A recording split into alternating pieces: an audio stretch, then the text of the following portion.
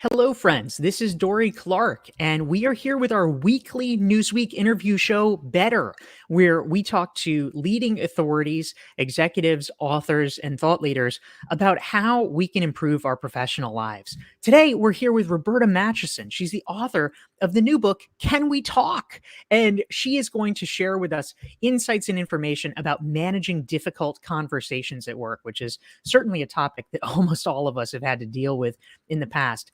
And welcome to all of you who are joining us live. We're so glad to have you here. Please feel free to type into the chat box and let us know who you are and where you are tuning in from. And please, of course, share your questions for Roberta. So, Roberta, in writing this book, Can We Talk? You have been an advisor, a consultant for many years to organizations about talent acquisition, talent retention. So I can imagine about awkward conversations. Certainly nobody likes to fire somebody, for instance. That's probably the ultimate in awkward. But tell us a little bit more. What are some of the other types of conversations that we really should be having at work, but that people often shy away from because they dread them? That's a great question. And I think as we are approaching year end, this topic is extremely relevant because many of your listeners are going to have to sit down and give end of year performance reviews.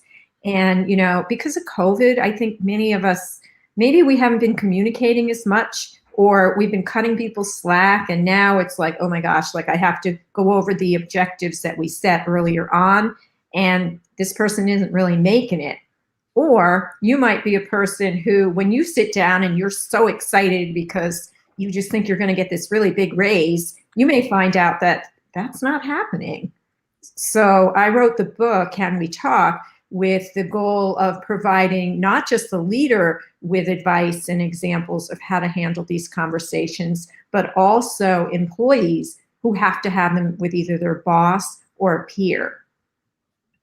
Yeah, that's so great. You're exactly right. End of year performance reviews, things like that, can often be a minefield for people who have different expectations about what is going on. So very valuable. And I want to say hi to some of the great folks who are tuning in to join us. We have Lynn from DC, Julie's here from Atlanta, Marua is here from Morocco, Karen is tuning in from Boston. We have Janine from Switzerland. Celeste is here from Baltimore. Robin is too. You two should be friends. Linda's here from Ottawa. Rosinda from Madrid. Muhammad from London. Kate from Winnipeg. Anil from India. And many, many more. So thank you for being here. We're taking your questions for Roberta Matuson. She's the author of the book, Can We Talk? Now, Roberta, if we're thinking about how to manage these difficult conversations at work, one of the things that obviously we want to try to do as best we can is to prevent the need for these awkward conversations to begin with. I'm wondering, what is your advice for people upstream to hopefully be able to take some kind of preventative action so that it doesn't come down to that terrible moment where it's like, oh, Roberta, we really, can we have a moment in private? Well, you must have read the book because I tell the story about when that happened to me. I like to think of that saying, if you see something, say something, right? And I think it's plastered in the airports and the train stations and everywhere else, and it's, the time to have those conversations is in real time. And so if you are observing something and it's just not quite working for you, you're so much better off addressing that situation rather than saying, back in 1992, you did this. At least if you get that feedback and if that person gets the feedback, they have an opportunity to course correct. But if they don't know that something's not right, how are they supposed to fix it? Yeah, that is kind of an ominous feeling when all of a sudden you're hit with something where you've been perceived to be quote unquote in the wrong, and maybe you didn't even know that was the case. You start to wonder, oh no, what else don't I know? Which is pretty discomforting. So, in creating this book and creating this guide, Roberta, and you have many helpful scripts in here, which I think is really wonderful. You actually have a section of your book where you call it, and I love this, the problem with having conversations in your head. And I think that many of us have probably had this experience where, we have this very lively dialogue about, what I should have said or what I'm going to say. And it doesn't necessarily play out like that exactly in the real world. So, what is the problem with having conversations in our head? And how can we make sure that it's not just happening in our heads? Well, unless you're like my former boss, who I wrote about in the book, who was a mind reader, you have absolutely no idea what is going to come out of the mouth of the person across from you. And so, we always think the worst, right? Like, oh my God, this is not going to go well. When in fact, it might go extremely well. And maybe your boss wanted to talk to you not because he or she was dissatisfied with something. Maybe they want to talk to you about getting you ready for a promotion.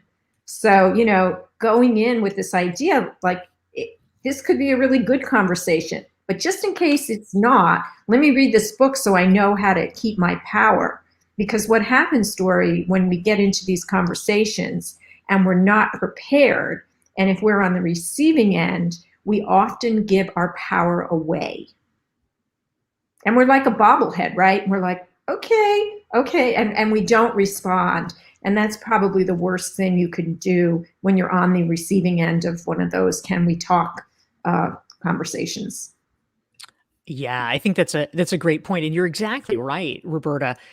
Many times we don't know what is going to be coming. We might predict, we might have a sense, but it actually might not be true. And in fact, a story that I tell in one of my books, Entrepreneurial You, is about a gentleman named Lenny Achan, who was a nurse who had a sort of side business that he created for himself, where he had launched iPhone apps, and his boss found out about the iPhone apps and was like, "I want to talk to you about it." And Lenny thought, "Oh no, maybe I'm, getting punished because they think I did something on company time, or there's a policy that I violated." And he was getting really worried. And it turned out his boss was so impressed with his initiative that he wanted to promote Lenny and put him in charge of social media for the hospital, which he ultimately did. So I think that's a great point that you raise. We want to welcome folks who are tuning in live here. We have Augusta joining us from Florida. We have Laura also from Florida. Serkan is here from Turkey. Marion is here from Atlanta. We have Jackie from Yorkshire, Chaminda from Vancouver. Pierre is here from Haiti. Gina says, "Is Florida winning?" Yes, I think Florida's winning today. That's amazing. Good turnout. I love it. Starshine is here from Santa Barbara. Oh, hi. Hello, LinkedIn friends. We're so glad to have Team LinkedIn Learning here in the house. We've got Maya from Georgetown and many more. So please type your questions for Roberta Matuson into the chat box. She's the author of Can We Talk? And we're so glad to have the opportunity to talk with her about how to manage difficult conversations at work. If you have a situation that you're facing, someone you need to have a showdown with, maybe you can ask for her advice. And so a great question actually came in from Anna in New Hampshire. She wants to know, Roberta, what are we communicating when we don't communicate? Is there, I mean, obviously you might think, okay, use the words, say the words, being silent isn't a good idea. But are there situations where we actually can use silence effectively? That's an interesting question. What do you think about all that? Well, I think when you're negotiating, that saying he who talks first loses is very true, because very often we negotiate against ourselves, right? So, for example, some of your listeners today might be getting ready to ask for a raise, right? And so they go in and they have this number in mind, and they say, "Okay, I think I deserve to make 10,000 more," and then there's silence in the room, right? Well, no, really, I mean, I would take 5,000 more, you know? So you have to be really sure that you're not, your silence isn't working, that you stay silent until the other person responds and you're not negotiating against yourself. Yeah, that's a really excellent point. We're here with Roberta Matuson. Her book is called Can We Talk? You can learn more about Roberta and her great work. Sign up for her email list at matchesonconsulting.com. And you can make sure that you never miss one of our weekly Newsweek shows by going to dorieclark.com. You can sign up there for a self-assessment, get on my email list, and you will get reminders about these amazing conversations. So, Roberta, a question came in from Mohammed that I think is great. He says, Look, if your boss is undermining you, if your boss is not recognizing the value you're contributing at work, they don't listen, they're not promoting you with others inside the company. What do you do if you're just sort of stymied with an unsupportive boss? How might you address that with them in a conversation, or is that the right move? Well, this is what I tell my coaching clients. I'm like, see if you can get this person promoted so they're no longer your boss. I mean, that's one strategy, right? But, sometimes, Mohammed, at the end of the day, you know, bad bosses, I mean, there are a lot of them, trust me, but there are also a lot of really good bosses. And so if you feel like, you know what, I'm just spinning my wheels here, I am telling people there's never been a better time to look for a new job. There are tons of opportunities. So you don't have to stay in that situation. Yeah, that's a great point. Thank you for that, Roberta. And there's a follow-up question that Marion asked about your terrific point about negotiations and how to use silence in negotiations. He wants to know, he says, solid advice. He or she who talks first loses. What are some ways you can practice that and staying silent after the ask? If you're the kind of person that tends to feel like you need to fill that airtime, what are some things? I mean, perhaps aside from like biting your fist, that you can do to help prevent yourself from jumping in if that is in fact your tendency. What would you suggest, Roberta? Well, there's a few things you can do. One is you can, in your head, count to 10 or 20 and say, okay, I'm not going to say anything until that number is in my head done. Or if you have a roommate or a partner, you can ask them to help hold you accountable, or even a peer at work where you say, I tend to not give people time to finish their sentences, or let them, I don't think about what they're saying deeply enough. If you see me starting to talk, like right away, clear your throat, raise your hands, like just send me a signal so that I, step back and I get into the habit of really listening rather than doing all the talking.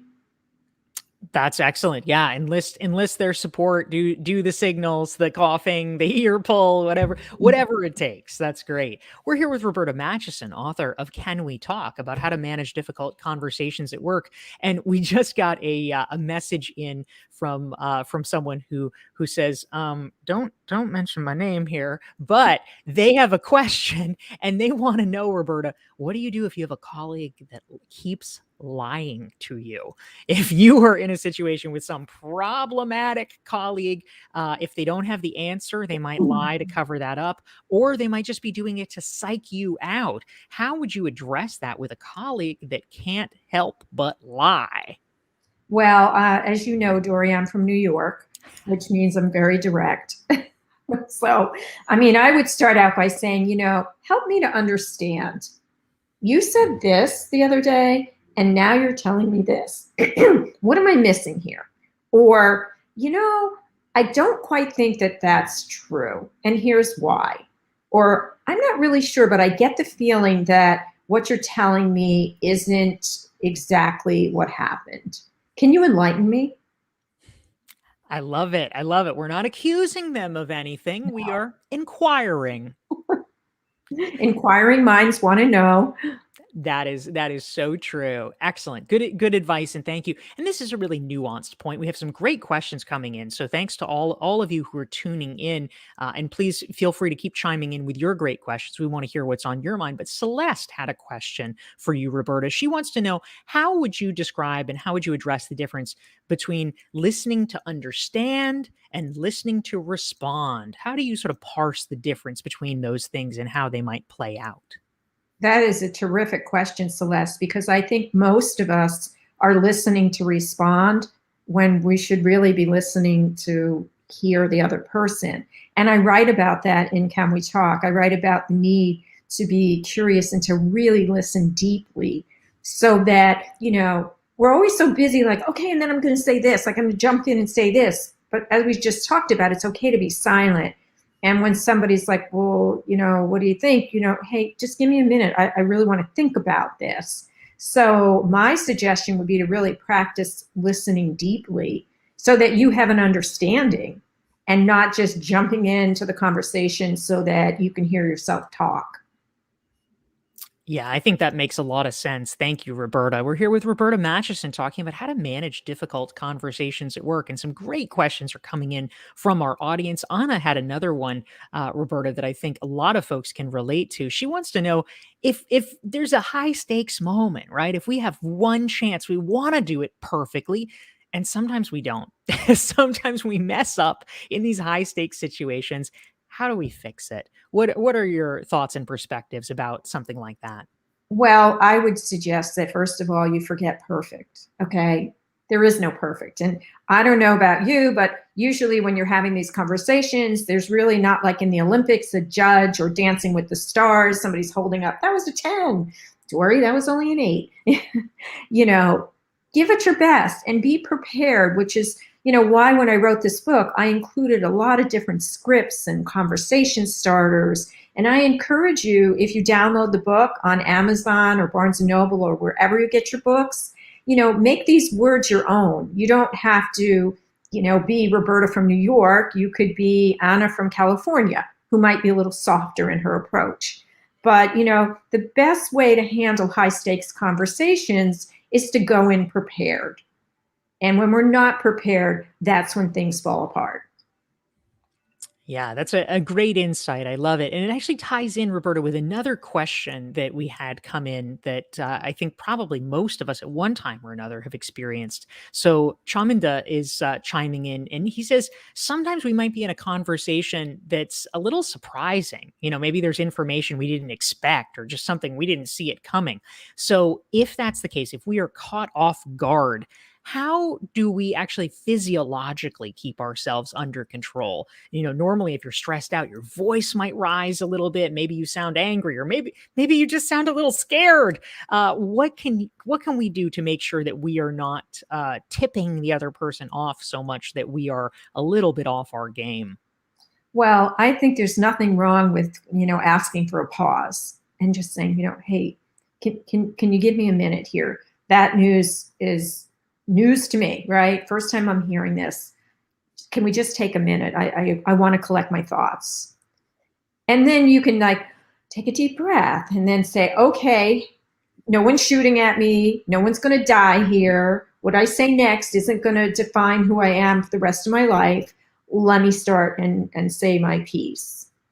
And the other thing I like to do, Dorie, in the book, I have many examples of clarifying questions. Sometimes when you want to catch your breath, it's good to say, can you give me an example of what you're meaning by that?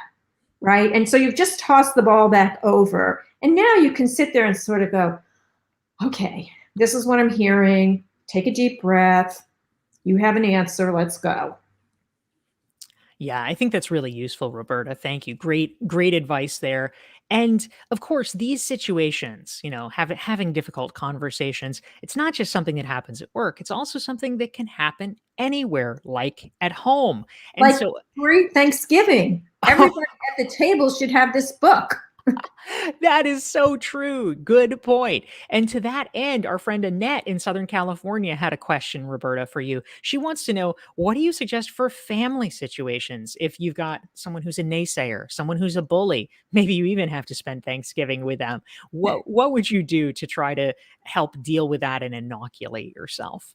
Well, personally, I don't deal with bullies, so I remove myself from the situation, right? Because life is too short. So I don't even want them in my atmosphere in my room.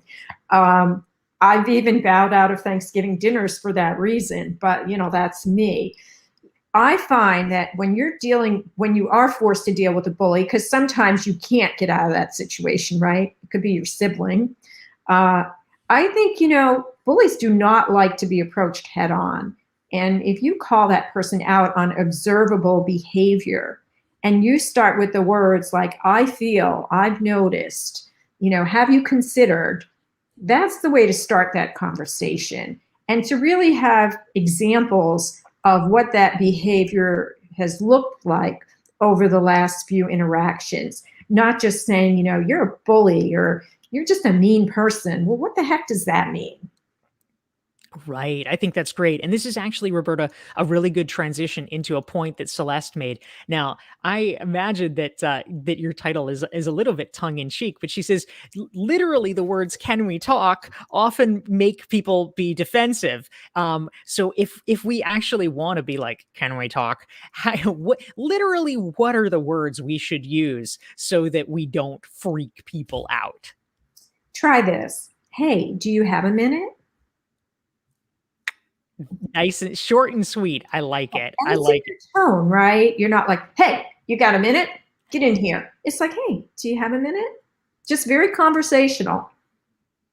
Easy. So good. Thank you. So a question came in from another viewer, Roberta, who wants to know about gender differences in some of these conversations. If you are, for instance, a woman, maybe you have a softer voice and you find yourself being kind of overwhelmed by louder colleagues, maybe male colleagues who maybe they're yelling a little bit, maybe they're creating a little bit of a scary situation with aggressiveness. How would you approach that in terms of the gender dynamic? Well, I think that's interesting because I've had one of the most difficult conversations I've had with a family member, and I consider myself to be fairly loud, okay, is I was very quiet and I said it in such a quiet voice that he had no other option but to say, what did you just say? Right? And that really changed the dynamic because it was like we weren't in this pissing match. It was like, this is how I'm feeling. And sometimes when you lower your voice, people get scared, right? They're like, whoa, that is not the person who I know. So, that is one scenario. Another scenario is if you find that this is constantly happening in meetings and you do tend to be, soft spoken, you might even want to hire a voice coach and just amplify your voice a little bit so that when you speak, people listen. Yeah, I think that's a really good point. Thank you for that.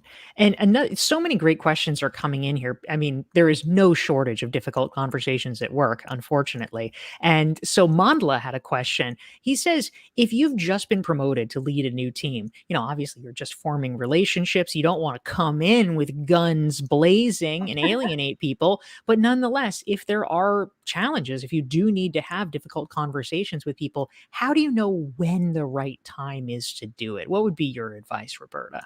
Well, I think, first of all, there will never be a right time, right? The right time is when you start. It depends on the situation. I mean, is this a matter that you need to address like immediately? Or, can you get to know the dynamics and the reasons that people are doing things and what's going on in your team? I would suggest you take some time to get to know the group, before you start going in there with your guns and you're like, we're going to fix this and this and that. Like, just be an observer for a couple of weeks. And then you can start to have these conversations after you have some data and examples. Yeah, that's excellent. We are here with Roberta Matuson. She is reachable at matuson.consulting.com, and her new book is called Can We Talk? We're going to be discussing, and we have been discussing, how to manage difficult conversations at work. If you've been enjoying the conversation, hit the like button, hit the share button so that your friends and colleagues can benefit from the discussion as well, and we can all get better together. Roberta, a question came in that I think a lot of us are having to deal with, certainly over the past year and a half or so. We've been dealing with it way more than ever in the past, and that's about virtual communication. Gina wants to know, she says, difficult conversations are usually harder when you're having to do them over Zoom, when you're in a virtual environment. What suggestions would you have for either managers or employees when you're having to do it virtually rather than in person? Well, I think one of the biggest mistakes we make with these remote conversations is that we don't bother to ask the person that we're going to have that conversation with, is this a good time? Right? Because today, everybody's got these virtual backgrounds up. Like, you probably have no idea if this is really real, although the purple might indicate it is. or if this is a virtual background. And so you don't know if somebody's, spouse or their kid is sitting across the table from them. You don't know any of that. And if you're going to have one of these difficult conversations, you may want to say to that person, when are you available on Thursday to have a conversation where you have some privacy, right? So you set it up so they know, like, or do you mind putting some earphones in? Because I want to speak to you frankly, right? And so that's one way. If you are on the receiving end and your boss starts to go on and you can't find your headphones fast enough, you could just say, excuse me, can you just hang on a moment? This is not for me right now. I can't have this conversation. Can we schedule it tomorrow at 9 a.m.? Yeah, those are excellent tips because of course, when we are operating virtually, there can be a lot going on. and people, they can only see a certain square. They don't necessarily know what is happening. So making sure that you're getting the setting right is very important. Now, the other thing that's important to get right is power dynamics. And so a viewer, a LinkedIn user chimed in with a question, Roberta, what strategies would you recommend using when you're in a situation where you need to present difficult information to peers or superiors because there are power differentials. Sometimes you can't just go in and say, this plan sucks. So how might you approach these hard conversations when the other person in particular has a lot more power than you do? Well, I talk about that also in the book, but I also wrote the book Suddenly in Charge, Managing Up, Managing Down, Succeeding All Around. And that book is all about the managing up piece, which is half the book, is all about developing relationships with those above you in the organization. And so, one of the key areas and really the backbone of Can We Talk is all about building strong relationships, right? And so if you have a strong relationship, if you've taken the time to build that relationship with your boss or with your boss's boss or your peer, having these conversations, in all honesty, isn't that difficult because they know that you're coming from a place of wanting to see the organization succeed. You're not looking to, knock them down or make them look terrible. You're really coming from a good place. So I would just strongly suggest that you build those relationships. So when the time comes, because it will, you have a good enough relationship. It's sort of like, somebody, a friend perhaps for a long period of time, and your friend says, does this make me look fat, right? You're just trying on after COVID something. And, you're not going to say to her, well, yeah, but you have this trusting relationship and you're like, I've seen you in more flattering clothes, right? But you have a relationship. And so she feels comfortable asking. Yeah, that's great and really well put. Thank you, Roberta. So we probably have time for just one more question. So many wonderful questions chimed in today. So thank you everyone for being so active and engaged. We're all learning from our friend Roberta Matuson, author of the book Can We Talk? But for the last question, I imagine a lot of us have been here as well. Edgar is speaking for us. Edgar says, Roberta, how would you deal with colleagues that are just not open to feedback or they have a negative attitude? You might have good pointers for them. They don't want to hear it. What do we do in this situation? Well, Edgar, you can't help people who don't want to be helped. And if you're a coworker, it's not your job to give them feedback. Okay. So, if they don't want to hear it, save your breath. All right. Yeah. Sometimes the best decision is not even to engage. That's great. Great advice. So we have been here with Roberta Matuson. She's the author of the new book, Can We Talk? If you want to learn more about her and her work, you can visit her website. It's matchesonconsulting.com.